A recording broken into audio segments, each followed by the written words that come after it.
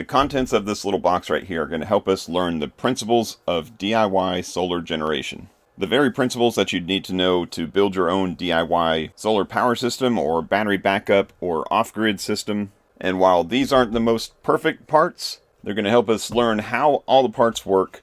I'll show you how to pick out some better ones for you. So if you want to learn how to build your own solar power system, either for your cabin, your shed, your house, your camper, then keep watching.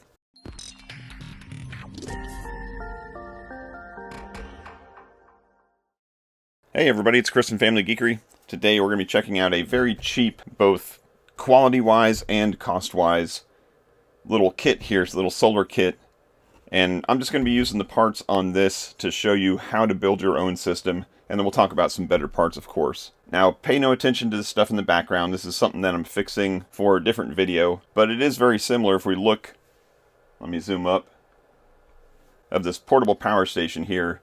We're basically going to be using all the same parts that are built inside this. This is just obviously a very easy, like, buy it and use it solution. Whereas this is going to be learning how to actually buy the individual parts and custom build a system for yourself.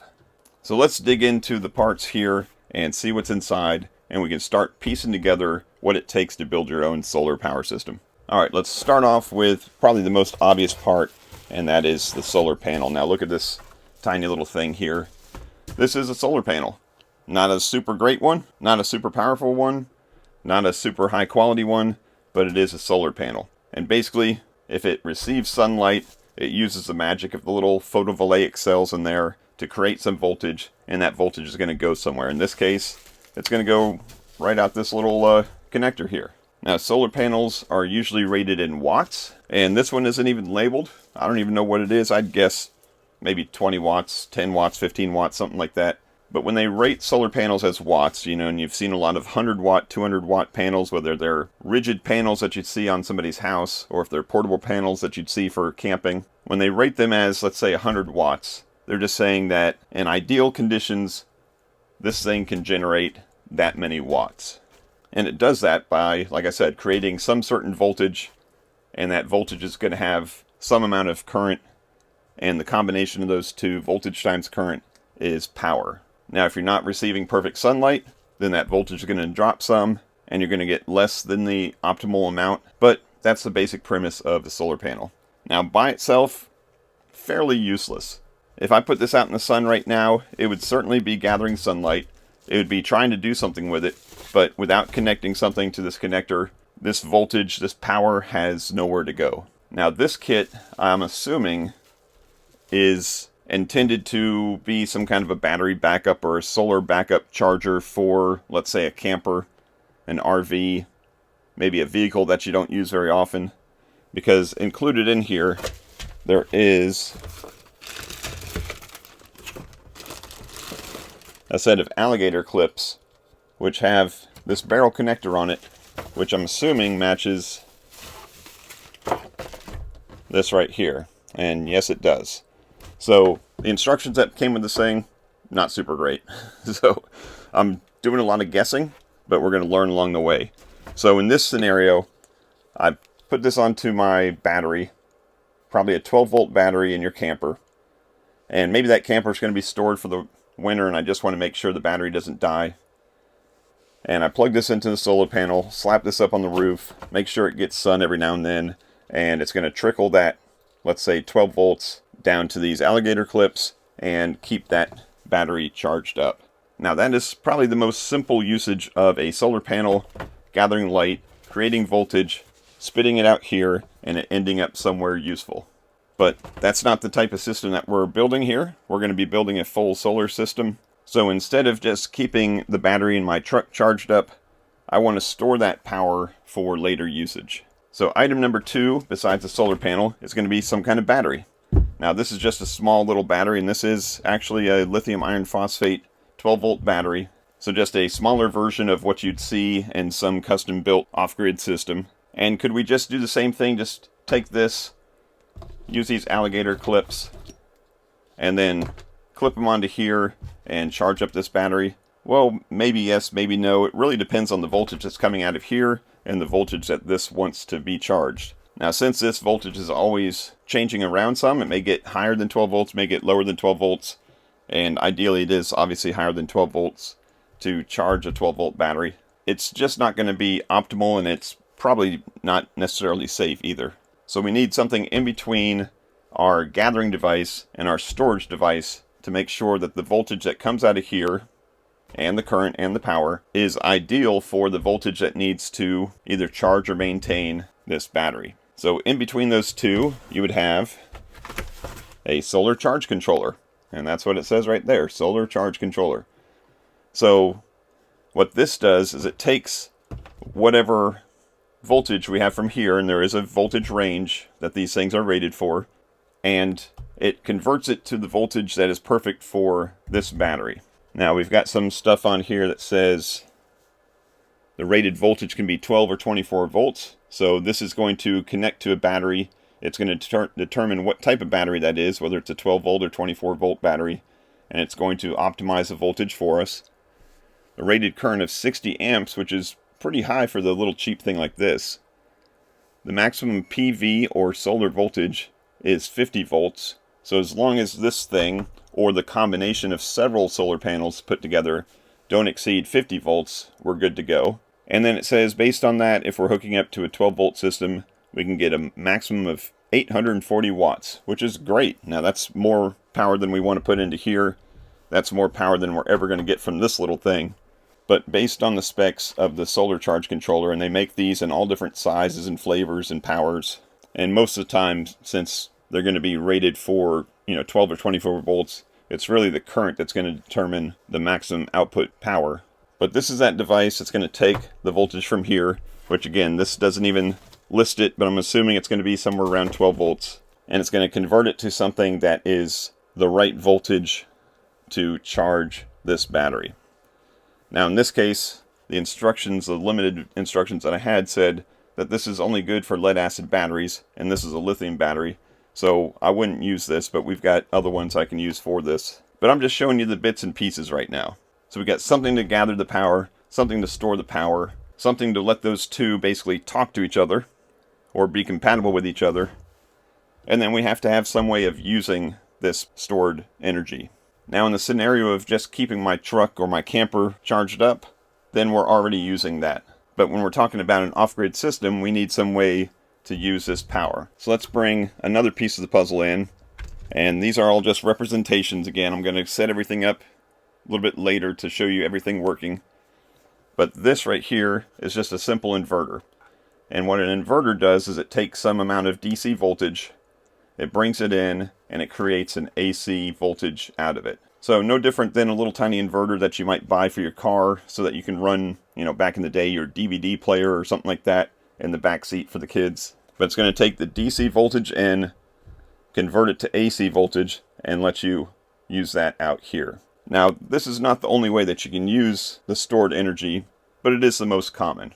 If we're talking about building up a system for a shed or a house or a camper, then we're probably going to be plugging in devices that need AC, and that inverter is going to be what it does for us. Now, this is rated for some amount of voltage input and voltage output and current output, and this little tiny guy here will output 120 volts at 1 amp or 120 watts total. So you're not going to keep your refrigerator running with this. You're not going to power your coffee maker, but you can plug in little lights and stuff like that with it. And of course, the size of all these things can scale up.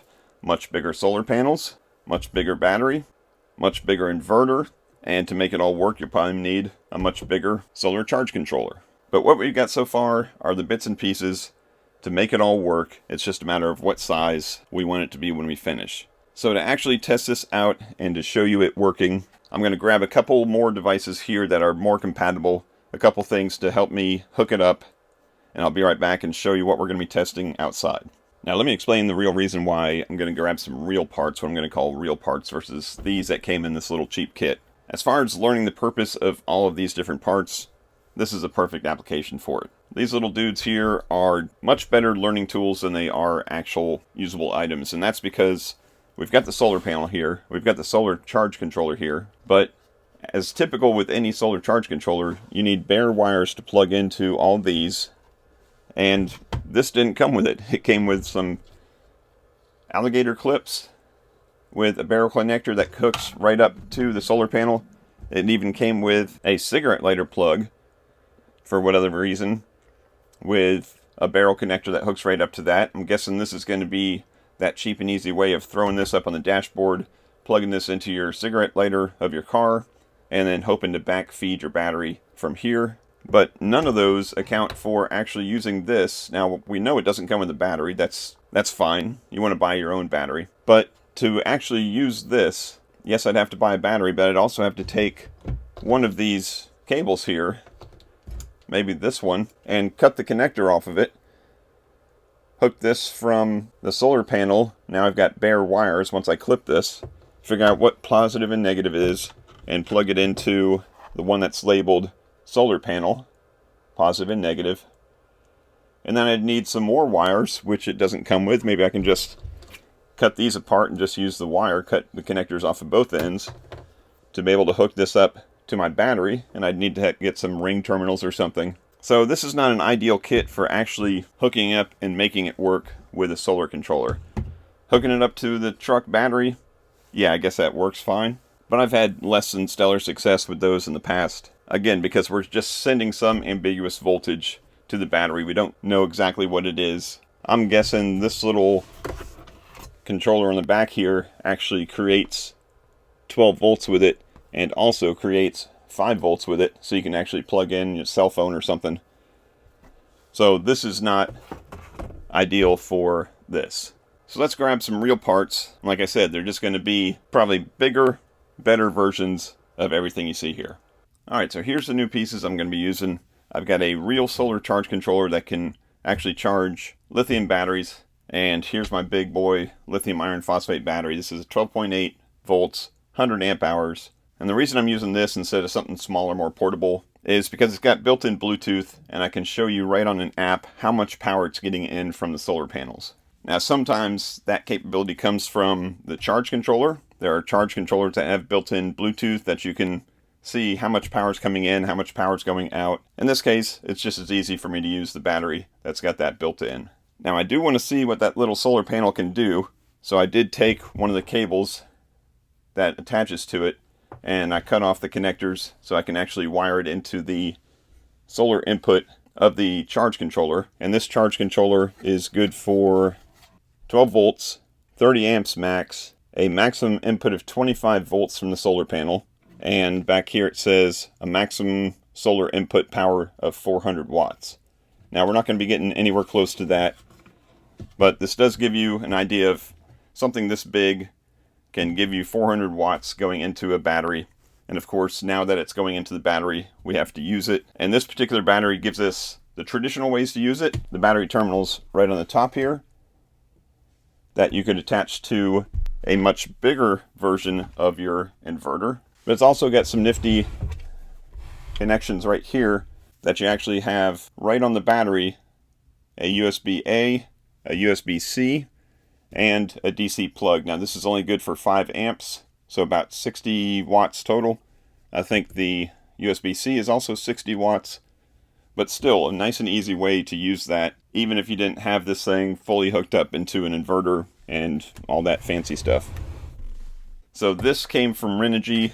I bought a little Renogy kit right off Amazon that came with this and a solar panel. It came with a big rigid 100-watt solar panel. But it came with all the right cables, the correct type of cables to hook everything up. So we're going to use these to hook up to the battery. And then if I want to use the bigger solar panel, I'll take this little guy out and we'll put in the actual cables that came with it, which have MC4 connectors, which make it super easy to hook up to any type of solar panel.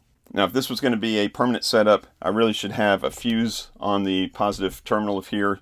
Forgive me for not using that for this little video. I'm just going to wire right to the battery with the ring terminal.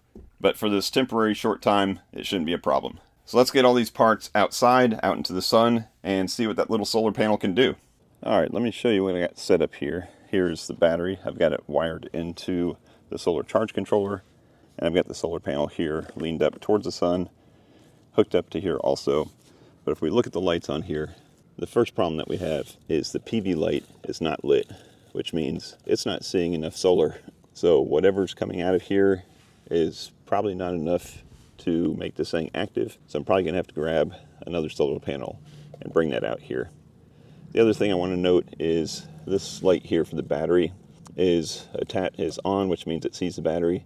But this light here is green, which says it thinks it's a sealed acid battery. Now I think that's because the state of charge of this battery is pretty low. It's only about 20%, and the app is saying that the voltage on it is only about 13.1 volts. So I don't think it thinks that it's a lithium battery. So let me grab another solar panel and we'll hook it up and see if we can at least get it charging, and I'll be right back. All right, so I'm back with some better news. First of all, it was my fault that this light was green. You have to actually press that gray button for exactly 7 seconds. It starts to flash, and then you select what battery type you want, and now I've got it set to blue, so that's good.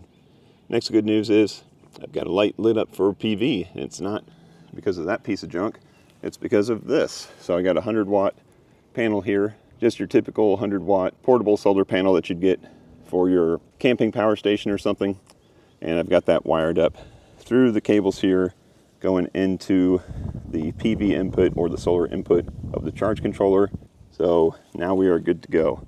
So let's take a look at the battery and see what the battery says for us. So looking at the app, and let me try to get this into the shade, we can see that we've got 13.14 volts, 4.8 amps, and the total power is 63.07 watts. Now, I just threw the solar panel out here.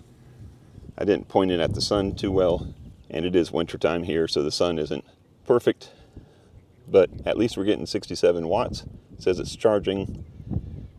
To get this thing from 19% all the way up to full, it says it's going to take 16 hours. That's because this is a big battery, and I'm only throwing 60-something watts into it, but at least it works. So going back now to how we actually use this power that we're storing up, I've got a couple of options. One, I could put this into a battery box, which is a big plastic box that wires up to the battery and gives you some easy to use inputs and outputs like USB ports and cigarette lighter ports. And if you do that, then you could take that small inverter, that cigarette lighter port inverter, plug it right into that battery box and start using it. Of course, that's going to be a lower power. With a battery this size, it can definitely power a much bigger inverter. So you'd probably want to go ahead and get a real inverter, wire that up to the battery, and then you can start using your AC out of the inverter. Now, this is not a full build video showing how you would connect all that up, just a basics video of what the different pieces are, how easy it is to set all up, and at this point I am storing energy from the sun into a battery, which I can use at a later time. Okay, hopefully we learned something from this demonstration. I think the first thing we learned is that the parts of this kit here aren't that great, but for just a tiny bit more of an investment, you can get a kit like that Renogy one, which comes with everything you need. I'll leave a link down in the description below so you can see what those go for. But really the purpose of this video was to explain all the different parts involved in a DIY solar setup. You got something to gather the energy, something to store the energy, something to use the energy, and then something to tie it all together to make it all work. Now in this video I didn't go too deep into any one of these items, but in the future I'm going to have some videos that do a deep dive into each of these so you can learn more about batteries, you can learn more about solar panels, learn more about inverters, and then kind of learn how to pick the ones that were going to work best for you. But I think that's going to wrap it up for this video. I hope you got something out of it. I hope you learned something. If you did, I appreciate a thumbs up. That helps out the channel. Go ahead and check out the rest of the channel. There's a bunch of other reviews there on solar generators like this big boy here, and all kinds of other geeky stuff. And then hit that subscribe button so you don't miss the upcoming tutorials on all the rest of this stuff. But that's going to do it for this one. I thank you as always for watching, and until next time, peace out and geek out.